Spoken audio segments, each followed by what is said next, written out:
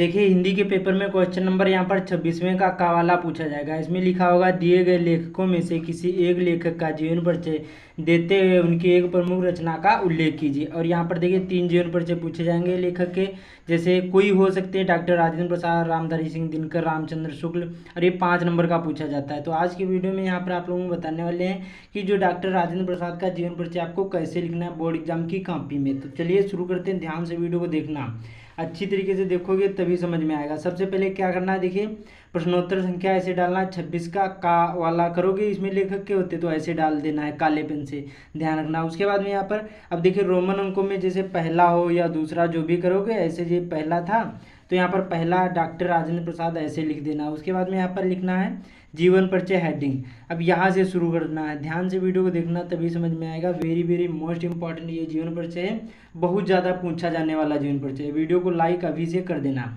तो यहाँ क्या लिखा है, देश रत्न यहाँ पर डॉक्टर राजेंद्र प्रसाद का जन्म सन 1884 ईस्वी में बिहार राज्य के छपरा जिले के जीरादोई नामक ग्राम में हुआ था।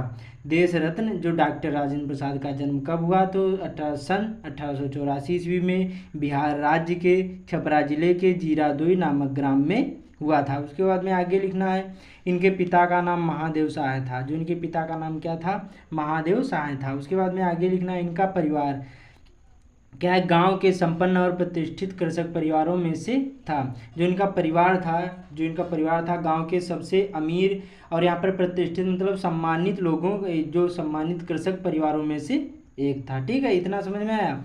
उसके बाद में आगे लिखना, इन्होंने कलकत्ता विश्वविद्यालय में MA LLB की क्या परीक्षा उत्तीर्ण की थी।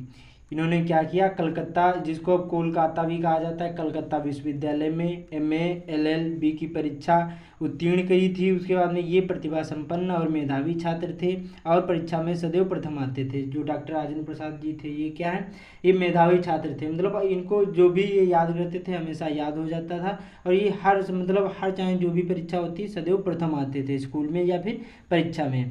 फिर आगे लिखना, कुछ समय तक मुजफ्फरपुर कॉलेज में अध्यापन कार्य करने के पश्चात ये पटना और यहाँ पर कलकत्ता हाई कोर्ट में वकील भी रहे। अब जैसे कुछ गलत हो जाए तो एक बार काटना, ज़्यादा उसको हाईलाइट नहीं करना, ये ध्यान रखना। उसके बाद में आगे लिखना है, इतना समझ में वकील भी रहे। उसके बाद में इनका झुकाव प्रारंभ से ही राष्ट्र सेवा की ओर था। इन्होंने चंपारण आंदोलन में भाग लिया और वकालत छोड़कर पूर्ण रूप से राष्ट्रीय स्वतंत्रता संग्राम में कूद पड़े।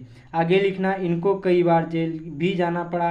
उसके बाद में लिखना, ये यहाँ पर 3 बार अखिल भारतीय कांग्रेस के सभापति तथा भारत के संविधान का निर्माण करने वाली सभा के सभापति भी चुने गए। जो यहाँ पर देखिए, जो यहाँ पर ये 3 बार अखिल जो भारतीय कांग्रेस है, कांग्रेस पार्टी, उसके यहाँ पर 3 बार ये सभापति रहे। और जो यहाँ पर उस समय जो भारत का संविधान बनाया गया था, उस समय वो जो भारत के संविधान का निर्माण करने वाली जो यहाँ पर सभा बनाई गई थी उसके क्या सभापति भी ये चुने गए थे। उसके बाद में आगे लिखना, ये भारत गणराज्य के प्रथम राष्ट्रपति भी रहे और उसके बाद में तथा भारत रत्न से भी सम्मानित किया गया।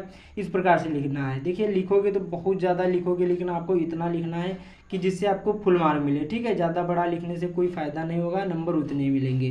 तो इतना ही काफ़ी है। उसके बाद में लिखना है इनकी मृत्यु 18 फरवरी 1963 ईस्वी को हो गई। बस सिंपल सा है। जन्म कब हुआ, 1884 ईस्वी में। कहाँ हुआ, जीरादोई नामक ग्राम में हुआ। इनके पिता का नाम महादेव सहाय था, ये मेधावी छात्र थे और कलकत्ता विश्वविद्यालय में MA LLB की परीक्षा उत्तीर्ण करी थी। और यहाँ पर अब इस प्रकार से इनकी मृत्यु 28 फरवरी 1963 ईस्वी को हो गई। और रचनाएं में जैसे चंपारण में महात्मा गांधी बापू के कदमों में भारतीय शिक्षा, इस प्रकार से एक लिख दोगे, एक से ज़्यादा लिख दोगे नंबर मिल जाएंगे, एक भी लिखोगे तभी पूरे के पूरे नंबर मिलेंगे। तो इसी प्रकार से इतना ही बड़ा लिखना, एक पेज में लिखना। ध्यान रखना जीवन परिचय जब भी लिखोगे न्यू पेज से लिखना है। उम्मीद करता हूँ आप लोगों को समझ में आ गया होगा। तो इस वीडियो को ज़्यादा से ज़्यादा शेयर कर देना। चैनल पर पहली बार आए चैनल को सब्सक्राइब भी कर लेना। तो मिलते हैं अगले वीडियो में।